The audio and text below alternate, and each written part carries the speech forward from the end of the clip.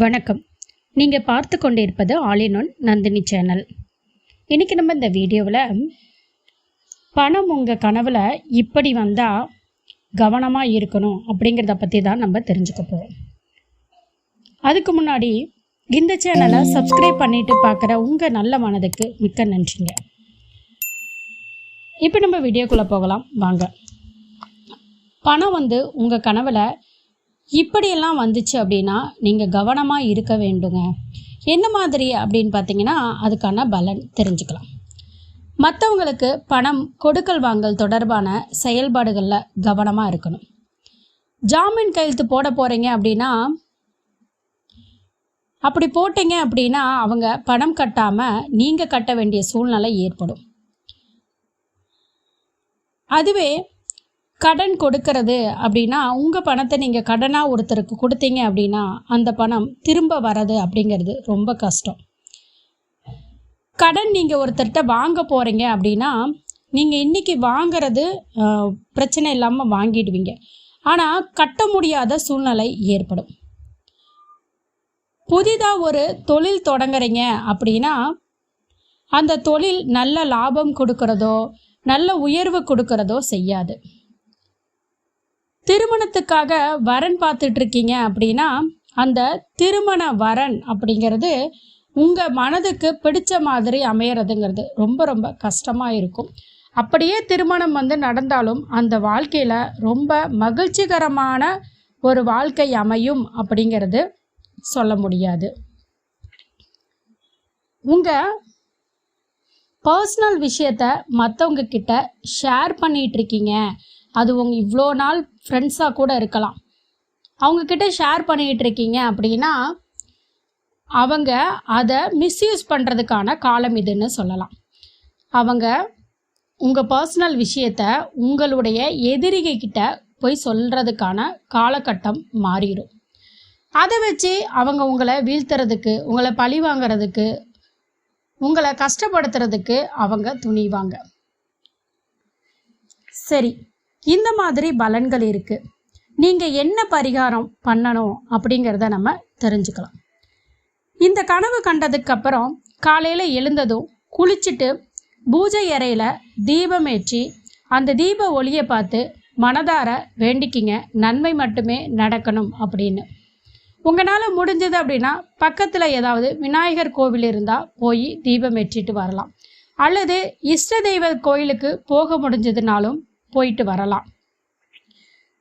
இந்த மாதிரியான ஒரு கனவு வருது, நெகட்டிவான ஒரு கனவு வருது அப்படின்னா உங்களுடைய குலதெய்வ கோயிலுக்கு போவதை நீங்கள் தொடர்ந்து போகிறத கண்டினியூ பண்ணுங்கள். விட்டு விட்டு போயிட்டுருக்கீங்க, எனக்கு போகவே நேரம் இல்லை அப்படின்னா அதை நீங்கள் தவிர்த்துட்டு தொடர்ந்து உங்களுடைய குலதெய்வ கோயிலுக்கு போயிட்டு வந்தீங்க அப்படின்னா வாழ்க்கையில் எல்லா தடைகளும் நிவர்த்தியாகும். நல்லவங்க கெட்டவங்களை உங்களால் பார்க்க முடியும். சரி, இது மட்டும் பரிகாரம் கிடையாது.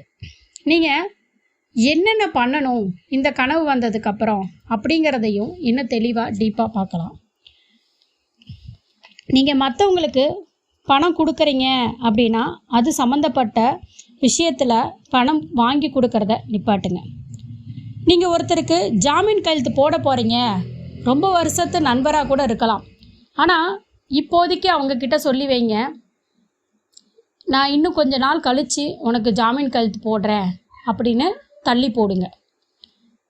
கடன் ஒருத்தவங்களுக்கு கொடுக்க போகிறீங்க, என்னோட சொந்த பணம் தான், அந்த பணத்தை நான் அவங்களுக்கு கொடுக்க போகிறேங்க அப்படின்னா கூட அதை கொஞ்ச நாள் தள்ளி போடுங்க. ஒரு பக்கம் நான் பணம் கேட்டிருக்கேன், அந்த பணம் வந்ததும் உனக்கு நான் கொடுக்குறேன், இன்னும் எனக்கு அது வரல, அதை வச்சு தான் நான் உங்ககிட்ட சொன்னேன் அப்படின்ற மாதிரி தள்ளி போடுங்க. நீங்கள் ஒரு பக்கம் கடன் வாங்க போகிறீங்கன்னா அந்த கடன் வாங்குகிற இடம் எப்படிப்பட்ட இடம், வட்டி எப்படி கட்டுறது எப்படி அப்படிங்கிறத நாளைக்கு ஒரு வேளை நம்மளால் கட்ட முடியாமல் தள்ளி போகும்போது அவங்க எப்படி ரியாக்ட் பண்ணுவாங்க, இந்த மாதிரி எல்லாத்தையுமே கொஞ்சம் நீங்கள் அனலைஸ் பண்ணுறது நல்லதுங்க. ஒரு தொழில் தொடங்க போகிறீங்க அப்படின்னா அந்த தொழிலில் லாப நஷ்டம் எது, அந்த தொழிலை ஆரம்பத்தில் இருந்து உங்களுக்கு அனுபவம் இருக்கா, அதில் நஷ்டம் வந்தால் எப்படி சமாளிக்கிற அளவுக்கு திறமை இருக்கா, இல்லை இந்த தொழிலை பற்றி நல்லா தெரிஞ்சவங்க நம்ம கூட பக்கபலமாக வச்சுக்கிட்டு இந்த தொழிலை ஆரம்பிக்கலாம். இந்த மாதிரியான அலசி ஆராய்ச்சி அதுக்கப்புறம் அந்த முடிவுகளை எடுக்கிறது உங்களைய பிரச்சனையிலிருந்து பாதுகாக்கும்.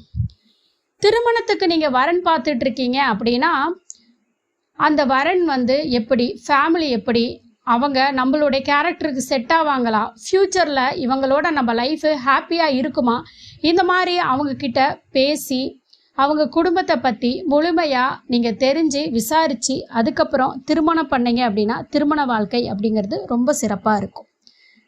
உங்களுடைய பர்சனல் விஷயத்த யாராவது உங்ககிட்ட பேசினா உடனே அவங்கக்கிட்ட ஷேர் பண்ணிடுறீங்க அப்படின்னா அதை ஃபஸ்ட்டு நிப்பாட்டுங்க.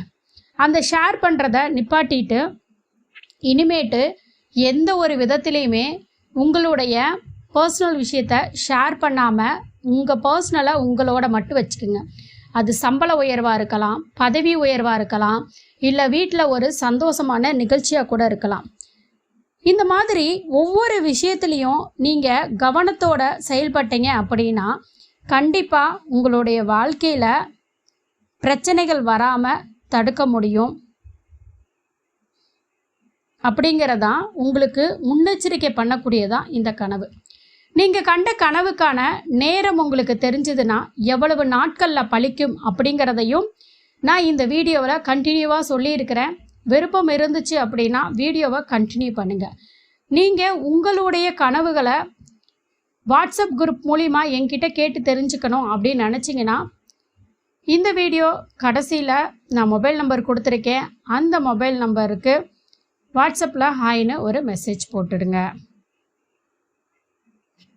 இப்போ எத்தனை மணிக்கு கனவு கண்டா எவ்வளவு நாட்களில் பலிக்கும் அப்படிங்கிறத முழுமையாக தெரிஞ்சுக்கலாம் வாங்க.